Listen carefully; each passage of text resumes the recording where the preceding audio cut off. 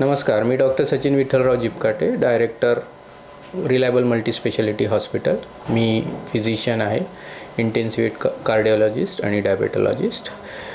यावेळेस मी आपल्याला वॅक्सिन्सबद्दल काही सांगू इच्छितो. जसं भारत सरकारचं धोरण असतं लहान मुलांमध्ये वॅक्सिन्स देणं, जसं लहान मुलांमध्ये वॅक्सिन्स गरजेचं असतं, आपण मोठे झालो त्या वयातही आपल्याला वॅक्सिनची गरज भासते किंवा लागते. असं नाही आहे की एकदा लहानपणी वॅक्सिन दिलं की ते आयुष्यभर पुरेल. काही वॅक्सिन्स या वय झाल्यानंतर घ्याव्या लागतात आणि त्या कंपल्सरी असतात, कारण त्या ज्या बिमाऱ्या होतात त्यांच्यामुळे होणारे त्रास हे लाँग टाईम असतात. सगळ्यात कॉमन जे असतं, दमा अस्थमाच्या पेशंट्सनी निमोकोकल इन्फ्लुएन्झाचं वॅक्सिन घेणं.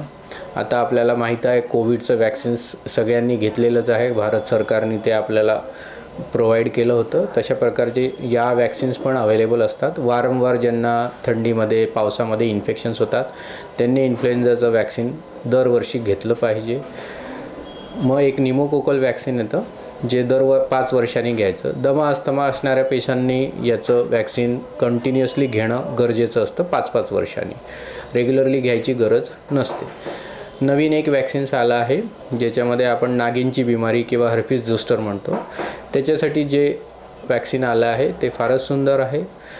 नागिनमुळे होणारे जे त्रास आहेत ते फार कंटिन्युअस असतात आणि त्याच्यामुळे होणारी जी वेदना असते ती फारच त्रासदायक असते. त्याच्यापासून बचाव करण्यासाठी आपण वॅक्सिन घेतली पाहिजे. थँक्यू.